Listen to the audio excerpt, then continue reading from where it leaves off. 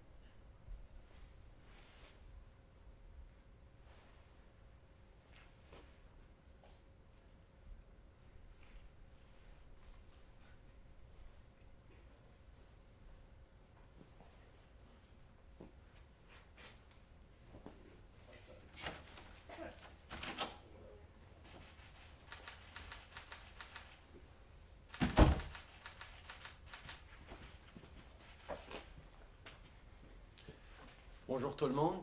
Hello everyone. Happy Saturday. Before we get started today, I wanted to thank the organizers of yesterday's vigil for the victims of the Nova Scotia shooting. The pandemic may have prevented us from gathering in person, but we still found a way to come together to celebrate the lives of the victims and support their families. It was an extremely moving tribute, and was just yet another example of how Canadians are there for each other in difficult times. Once again, my thoughts and the thoughts of all Canadians are with the families and loved ones of the victims. This week, our government announced more targeted support for Canadians who are going through an especially hard time because of COVID-19. With the Canada Emergency Community Support Fund, we're giving more resources to charities and nonprofits so that they can continue their important work. We also unveiled our $9 billion plan to help students and recent grads get through the next few months. Because of COVID-19, there aren't as many jobs for students as last year, and without a job, it can be hard to pay for tuition or the day-to-day basics. So we launched the Canada Emergency Student Benefit, which gives students at least $1,250 a month from May to August. At the same time, we're creating 76,000 jobs for young people in sectors that need an extra hand right now or on the front line of the pandemic. And if students prefer to volunteer and help in the fight against COVID-19, they'll be eligible for a $1,000 to $5,000 grant through the new Canada Student Service Grant. Pour ce qui est des petites entreprises, on a annoncé hier qu'on avait conclu des ententes avec toutes les provinces et tous les territoires pour baisser de 75% leur loyer pour les mois d'avril, mai et juin. J'en profite aussi pour rappeler aux employeurs de toute taille qu'ils pourront présenter une demande dès lundi pour obtenir la subvention salariale d'urgence. En attendant, vous pouvez vous rendre sur le site de l'Agence du revenu pour calculer ce que la subvention couvrira. Notre gouvernement fournit de l'aide pour combler les besoins immédiats et urgents des travailleurs et des entreprises. En même temps, on pense aussi à ce qui nous attend au cours des prochains mois. On accorde plus de financement à la recherche médicale sur la COVID-19 et au développement de vaccins. Cette semaine, on a mis sur pied le groupe de travail sur l'immunité face à la COVID-19, dont la mission consiste à retracer les infections et à mieux comprendre comment on peut s'immuniser contre le virus. From the very beginning of the outbreak, our objectives as a government have been clear. Help those who need it most. Protect jobs. Support the small businesses that make our communities a better place to call home, and lay the groundwork for our economy to come roaring back once this crisis is over. In the past few weeks, our government introduced a series of measures to do just that, but we know there are more people to help, more work to be done. So today, we're announcing $62.5 million to support fish and seafood processors through this crisis. As we fight COVID-19, people who work in fish and seafood processing plants across the country are playing a crucial role when it comes to getting food to our tables. This funding will help ensure that they can safely continue their important work. We're giving more money to processors so that they can purchase personal protective equipment for workers, adapt to health protocols, and support other social distancing measures. For example, fish processing plants could buy new equipment like freezers or storage space so that their product, food for Canadians, can stay good while they respond to a changing market. With this announcement, we're giving fish and seafood processors more resources to adapt to the many challenges brought on by the pandemic, and above all, keep workers safe. Our fish sector is interconnected, so these investments will also have a positive impact on fish harvesters. On that note, I want to take a moment to recognize the tremendous work that is being done by every person who makes Canada's food system possible, including our food producers and fish harvesters. You keep our grocery stores stocked and our families fed. I know that the past few weeks have been really tough on you too, whether it be financially or emotionally. I want to thank you all for everything you do for us. You're providing an essential service to the country. We know that you have specific needs and asks right now, and we are actively exploring additional ways to support you as we move forward. Aujourd'hui, on annonce un investissement de 62,5 millions de dollars pour appuyer les transformateurs de poissons et de fruits de mer pendant la crise. Les gens qui travaillent dans ce domaine nourrissent nos familles à tous les jours. On investit pour leur permettre de poursuivre leur travail important en toute sécurité. C'est de l'argent que les transformateurs pourront utiliser pour acheter de l'équipement de protection personnelle pour leurs travailleurs, adapter leurs protocoles sanitaires et appuyer d'autres mesures de distanciation sociale. Les usines de transformation de poissons pourront utiliser ces fonds pour acheter des réfrigérateurs ou de l'espace de rangement pour entreposer leurs produits pour les vendre plus tard. Grâce à l'annonce d'aujourd'hui, les transformateurs de fruits de mer et de poissons disposeront des ressources nécessaires pour faire face aux défis de la pandémie et surtout pour protéger la santé et la sécurité des travailleurs. Comme nos secteurs des produits de la mer sont étroitement liés, ces investissements profiteront également aux pêcheurs. Je veux d'ailleurs prendre un moment pour souligner le travail incroyable de tous ceux qui travaillent dans le domaine de l'alimentation. Vous remplissez les étagères de nos épiceries de produits frais, cultivés chez nous. Je sais que les dernières semaines ont été très difficiles pour vous aussi, que ce soit pour le plan financier ou émotionnel. Merci pour tout ce que vous faites pour nous. Nous savons que vous avez des demandes et des besoins particuliers et nous continuons d'évaluer plusieurs façons de vous aider. Comme je l'avais mentionné hier, je me suis entretenu avec les premiers ministres des provinces et des territoires et nous avons notamment parlé de la réouverture graduelle de l'économie. On travaille avec les administrateurs en chef de la santé publique pour établir des principes et des normes qui nous serviront tous. L'économie et les réalités de chaque province sont uniques, donc le timing et les mesures précises vont être différents d'une province à l'autre.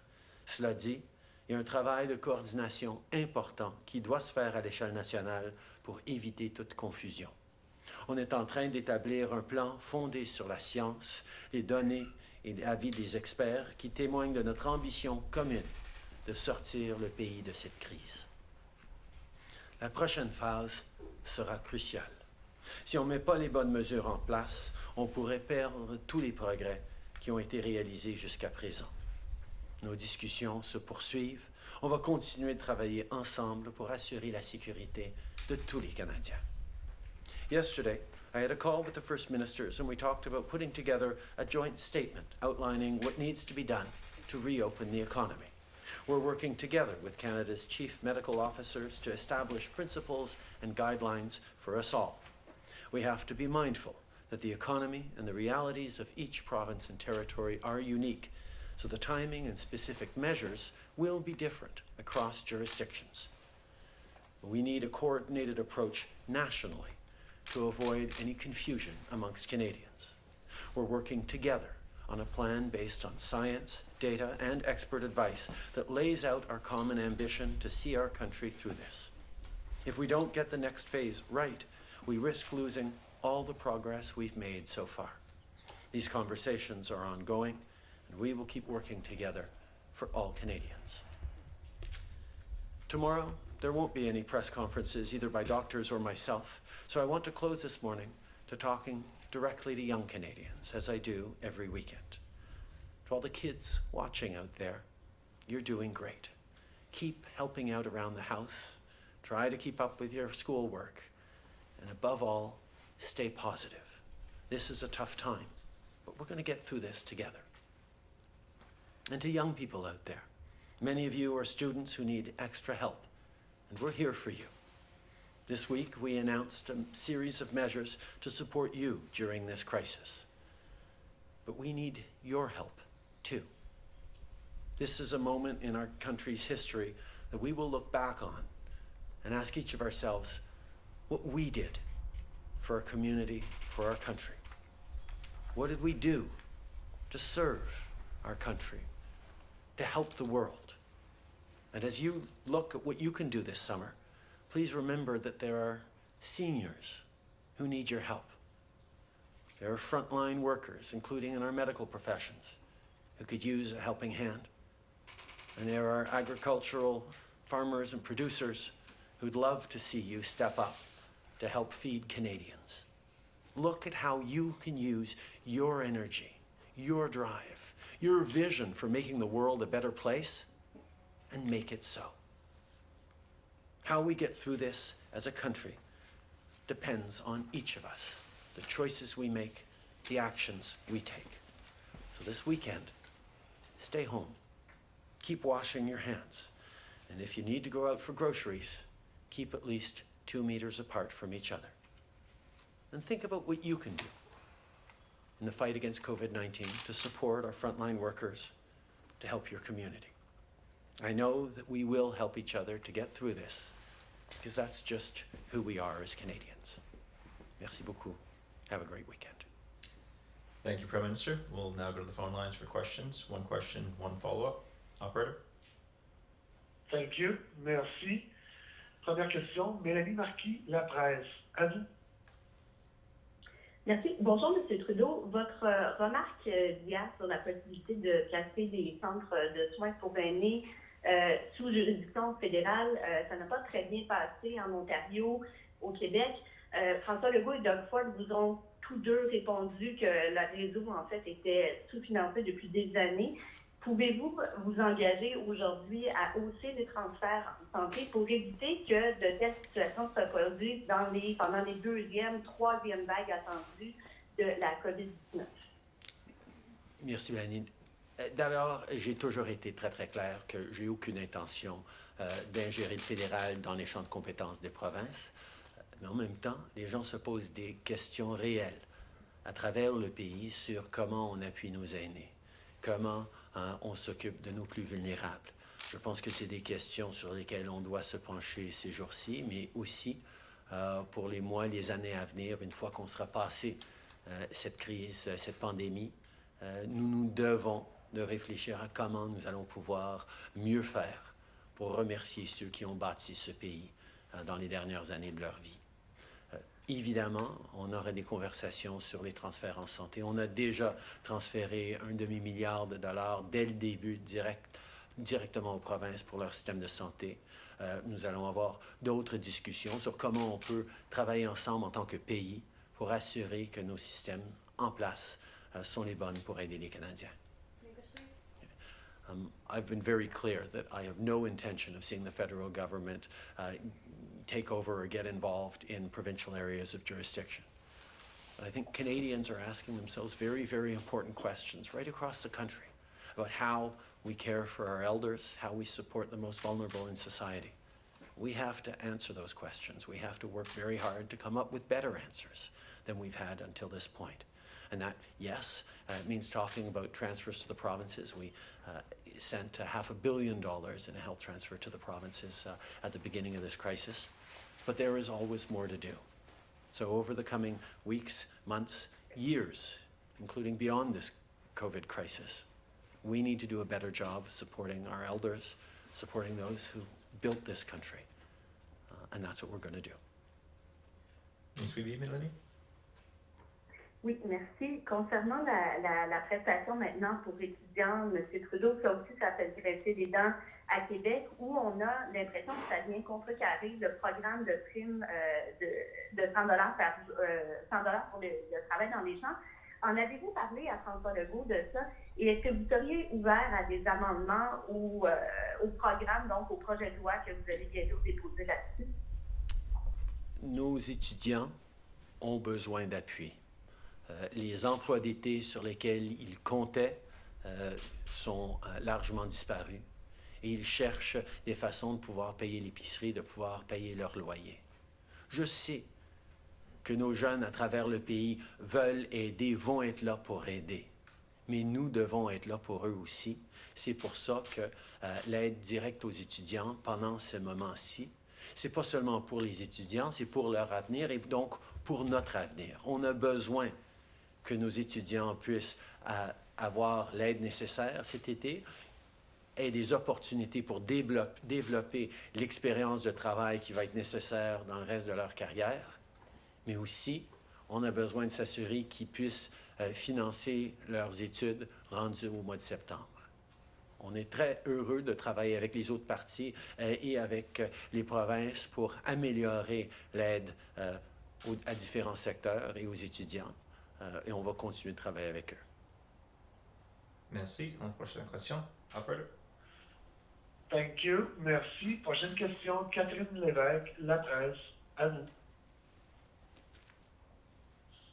Oui, bonjour M. Trudeau, bon samedi. Juste pour revenir sur les CHSLD, je veux juste m'assurer, êtes-vous sérieux quand vous dites que vous êtes prêt à ramener ces établissements dans le giron fédéral ou est-ce que vous avez déparlé hier? Non, j'ai toujours dit que j'avais aucune intention de m'ingérer dans les compétences des provinces, mais nous allons évidemment avoir des discussions avec les provinces sur comment on peut aider pour rétablir la situation dans le court terme et dans le long terme, assurer un financement adéquat pour nos systèmes à travers le pays. Mais le fédéral n'a aucunement l'intention de s'ingérer dans les des provinces. Suivi? Oui, d'accord. En même temps, vous avez dit que vous étiez prêt à avoir cette discussion, à savoir si ça pouvait être si ça peut faire partie de la loi canadienne sur la santé. Mais mon autre question, c'est sur ces directives nationales. Là, je voudrais savoir, après votre discussion d'hier avec les provinces, à quoi pourraient-elles ressembler? Sur quoi vous vous êtes entendu concrètement? Et n'avez-vous pas un peu trop tardé à discuter de ces directives alors que les provinces ont déjà commencé à annoncer leur plan de déconfinement? Ça fait des semaines qu'on discute avec les provinces des bases de ces directives, c'est-à-dire de se baser dans la science, d'assurer la protection des travailleurs, d'assurer une capacité de dépistage accrue. On est tous largement d'accord sur les pratiques, les principes, les approches nécessaires, mais à chaque étape, on reconnaît que les différentes provinces et territoires vont avoir des approches différentes. Alors, on voulait créer un gabarit qui va permettre, ensemble, que les provinces appuieraient et qu'ils aideraient à développer pour que tous les Canadiens à travers le pays voient qu'on a des mesures ancrées dans la science, ancrées dans une approche commune à travers travers le pays pour se garder en sécurité et pour permettre la réouverture graduelle et vigilante de l'économie. Thank you. Next question, operator. Thank you. Merci. Next question, Justin Lane, freelance. Line open. Good morning, Prime Minister. I want to ask you about a report that came out yesterday from the correctional investigator. He wrote that prisons across the country facing COVID-19 were throwing inmates who were symptomatic or were tested positive for COVID-19 in what they were calling medical isolation, but what he describes basically as solitary confinement, and said basically it was not justifiable or tolerable. I'm wondering if you're comfortable with federal prisons throwing inmates in what is essentially solitary confinement in the midst of a pandemic. We've taken a number of strong measures in corrections facilities to protect inmates and staff members from the spread of COVID-19. I am aware of the report put out yesterday, and we are following up on the details. Follow-up, Justin?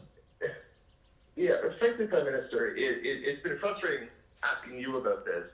Your public safety minister is, of course, the one responsible for Canada's prisons, but he hasn't really been seen in the past month, aside from a brief press conference on a different matter. Where is Public Safety Minister Bill Blair? Minister Blair is working extremely hard on keeping Canadians safe, whether it is dealing with the Nova Scotia tragedy, as you all know, or working with the with the Border Services Agency to make sure that our border measures are strong in place. He's been working with provinces on preparation for floods and forest fires that come up this season.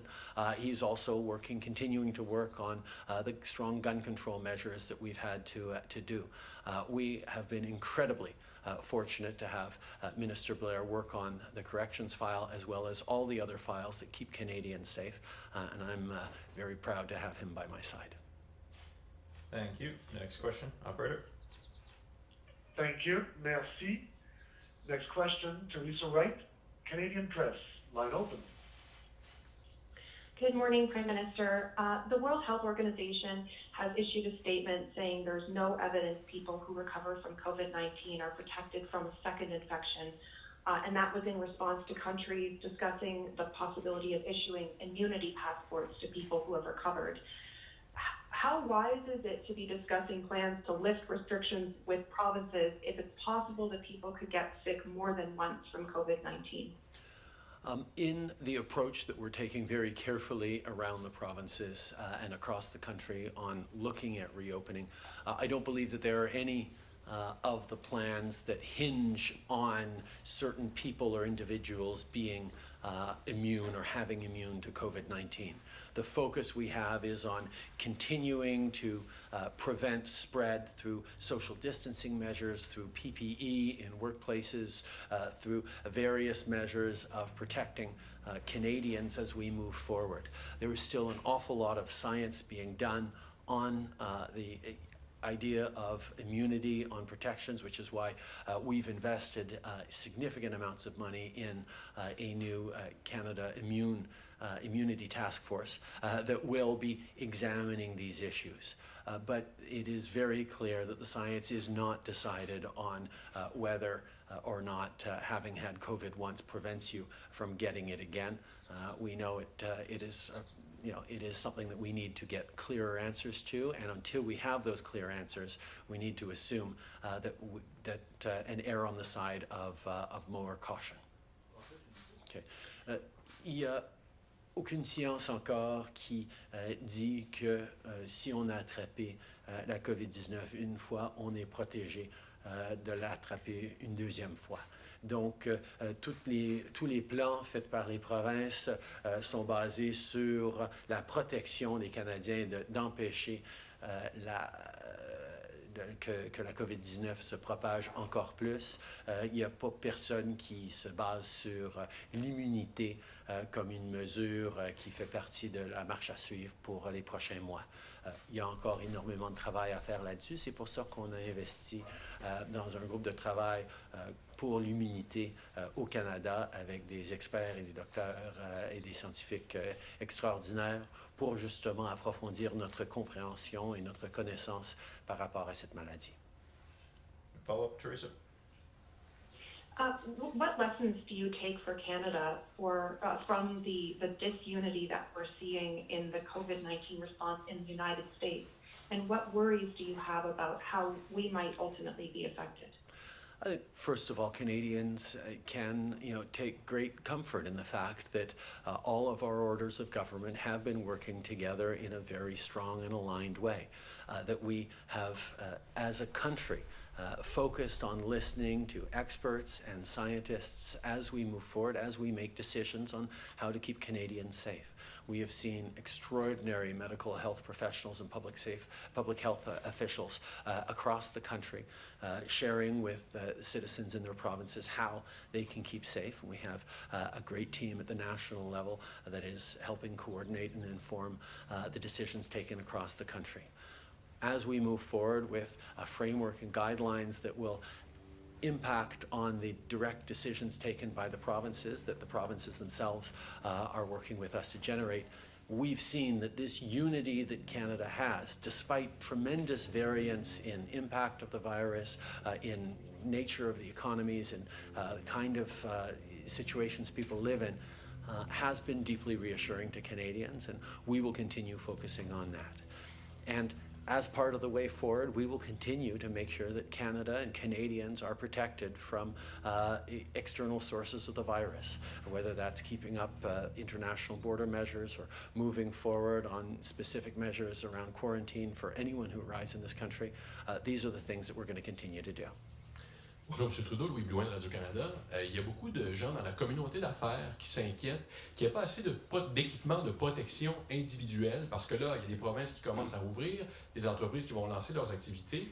Est-ce que vous êtes conscient qu'on va avoir assez de matériel au pays, que nos importations et que notre production intérieure est suffisante pour que ces gens-là puissent rouvrir?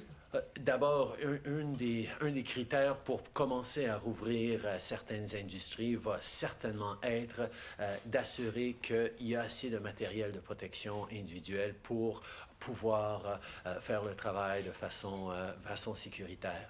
Et donc, nous savons que la demande va continuer d'accroître à travers le pays. Nous allons le faire de façon graduelle, en partie parce que nous devons d'avoir assez d'équipements dans toutes les provinces pour protéger les travailleurs et pas juste les travailleurs de notre système de la santé.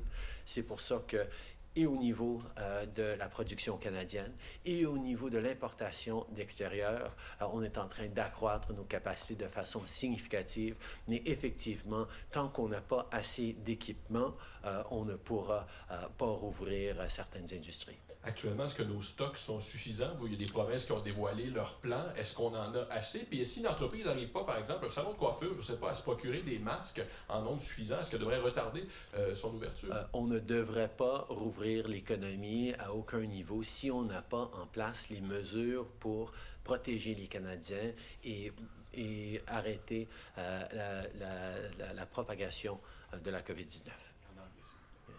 I don't think we should be talking about reopening any parts of the economy if we do not have a strong plan to protect people working there and prevent the spread of COVID-19. Prime Minister Rachel Haynes from CTV National News. Yesterday, Doug Ford appealed to you directly in his press conference saying, if you're listening, they need help. In your call last night, what specific offers did you give to Ontario when it comes to the long-term care home crisis that they're facing right now? We've put forward measures that have allocated billions of dollars to go to the provinces to support on top-ups for essential workers, particularly in long-term care facilities, and we look to have more announcements on that soon. But we've also responded to very direct requests by the provinces to send in military support. Obviously, that can't be more than a short-term answer, but we will be there to help Canadians who are going through extraordinarily difficult times. The situation in our long-term care facilities in different parts of this country is absolutely unacceptable, and all of us as Canadians need to do whatever we can to support our elders. La situation dans les résidences d'aînés ou des soins à longue durée est inacceptable. Nous nous devons, en tant que Canadiens, d'être là les uns pour les autres, pour s'appuyer. On a offert de l'argent aux provinces pour augmenter les salaires des employés dans ces situations-là. On a répondu de façon positive aux demandes d'envoyer des forces armées pour aider à reprendre contrôle de la situation. Nous allons être là pour aider dans la mesure du possible parce que c'est ce à quoi les Canadiens s'attendent. And in your answer just now to my colleague, you said that Canada won't reopen its economy if we don't have enough PPE and enough masks. But we know right now that we don't have that. We just had to return some masks that came from China because they are not up to standards. We also know that there is this crisis that's going on in long-term care homes. Is it too early to even have these conversations about reopening the economy when there are still so many issues that we're dealing with right now? I think there are really important conversations to be had in advance of opening up our economies. As we say, we have to be very, very careful and very gradual about it and ensure that we have the measures in place to control and prevent any further spread of COVID-19.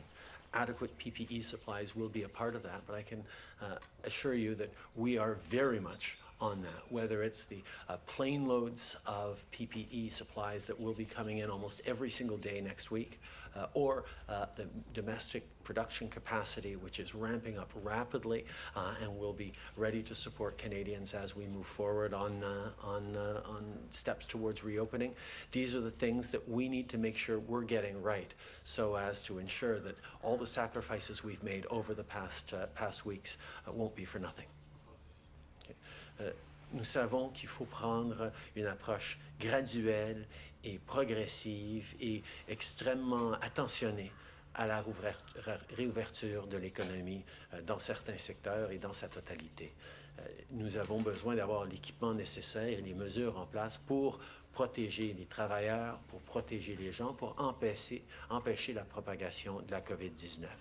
C'est pour ça d'ailleurs qu'on continue à recevoir de plus en plus d'équipements de protection personnelle.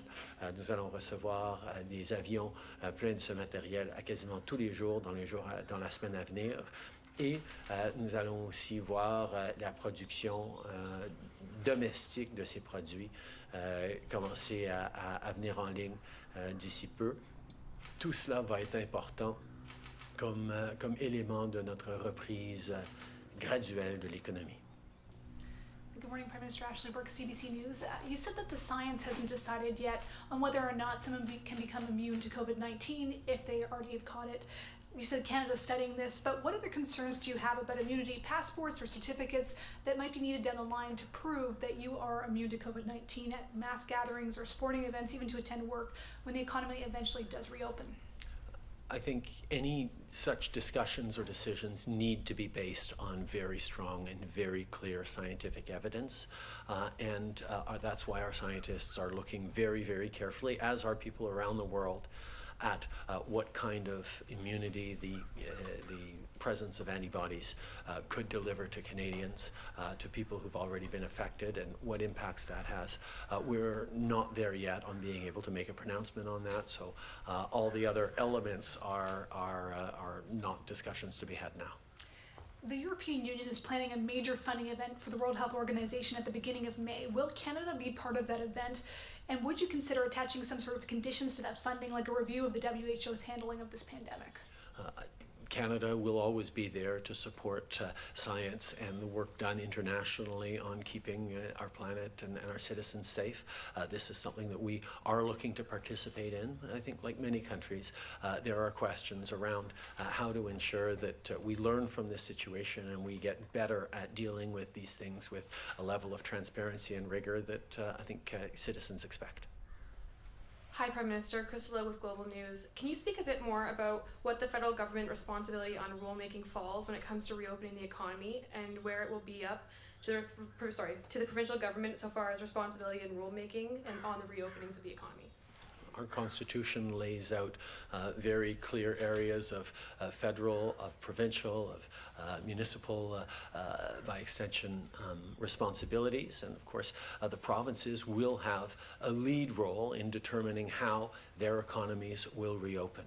But that's why we've been working with the provinces, who are very varied in their realities, in what they are being challenged with, to establish a base level of criteria, a checklist, a set of guidelines that will ensure that right across the country, the decisions being made by each province will be based around a shared understanding of the science and the steps necessary towards reopening. But of course, every province has its responsibility and its decisions to make on how it reopens.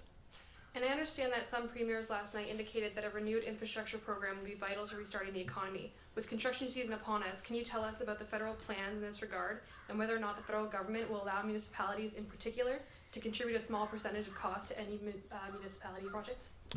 We understand the importance of getting our economy going again as quickly as possible, but that as quickly as possible depends very much on ensuring that we are arresting the spread of COVID-19 and in an ability to prevent further spread. That is why, yes, we are in discussions with the provinces around infrastructure investments to benefit from this construction season, but we need to make sure we're doing that safely and responsibly, and that is also part of the conversations we're having with the provinces. Nous reconnaissons à quel point la reprise économique pourrait inclure la saison de la construction.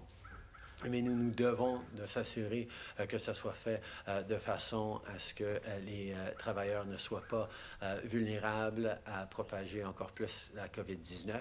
C'est pour ça que, oui, nous sommes en discussion avec les provinces sur des mesures par rapport à l'infrastructure qui pourraient aider, mais la préoccupation de toutes les provinces, c'est d'abord avant tout la protection de leurs citoyens et de leurs travailleurs. Merci beaucoup tout le monde.